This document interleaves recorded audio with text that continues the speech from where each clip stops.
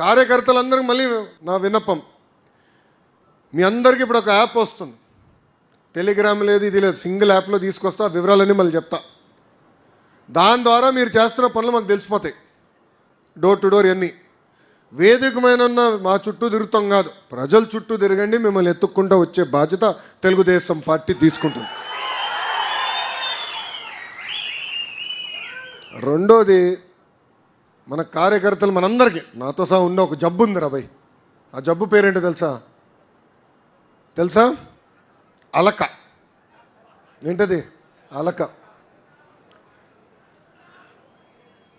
మనం అనుకుందే అవ్వకపోవచ్చు, దేవుడు కూడా అందరి వరాలు తీర్చలేడు. మనం అలుగుతాం, వెళ్ళి ఇంట్లో పడుకుంటాం. ఎట్లా రా భయ్ ఇది? నేను మన ఆవిర్భావ దినోత్సవం అప్పుడు చెప్పా, జగన్ గారితో ఎంత పోరాడామో 3 రెట్లు ఎక్కువ తెలుగుదేశం పార్టీలో నేను పోరాడా. ఒక జాతీయ ప్రధాన కార్యదర్శిగా, పాలిట్ బ్యూరో సభ్యుడిగా సంస్కరణల గురించి, పార్టీలో మార్పులు తీసుకొచ్చినాక అహర్నిశలు పోరాడా. నేను నమ్ముకున్న దానికోసం వదిలిపెట్టాను. 10 మందితో మాడతా, 20 మందితో మాడతా, చర్చిస్తా, బాబుగారిని ఎట్లా ఒప్పించాలి రాబోయే అని మేము అందరం మాడుకుంటాం, వదిలిపెట్టాం. అది మనం చేయాలి. మండల పార్టీ అధ్యక్షులు ఉన్నారు, క్లస్టర్ యూనిట్ బూత్లు ఉన్నారు, చర్చిద్దాం, మాడదాం. మనకి జిల్లా పార్టీ అధ్యక్షులు ఉన్నారు, పార్లమెంట్ పార్టీ అధ్యక్షులు ఉన్నారు, జోనల్ కోఆర్డినేటర్ ఉన్నారు, ఇన్ఛార్జ్ మంత్రి ఉన్నారు. అందరం మీకోసం పనిచేసాం ఉన్నాం. ఇన్ఛార్జ్ మంత్రి గారు ఇంకా రావాల్సిన అవసరం ఉంది ఎక్కువ. ప్రతి నెలకు ఒకసారి రావాలి.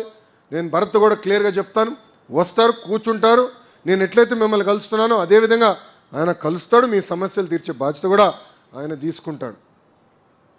ఇలా మనం కూర్చుని మాడదాం, చర్చించుకుందాం, మన సమస్యలు మనం పరిష్కరించుకుందాం. అంతేగాని అలక ఉండదు. ఎవరైనా అలిగారంటే నేను కర్ర పట్టుకుని ఇంటికి వస్తారు. అబ్బాయి నేను చెప్తున్నా, ఇంక అలిగేదానికి లేదు. ఎందుకంటే 5 సంవత్సరాలు నరకం అనుభవించాం, అది మర్చిపోద్దండి. అడుగడుగున అవమానించారు, కేసులు పెట్టారు, వెంటాడారు, మన కార్యకర్తలను చంపారు. అది మనం మర్చిపోకూడదు.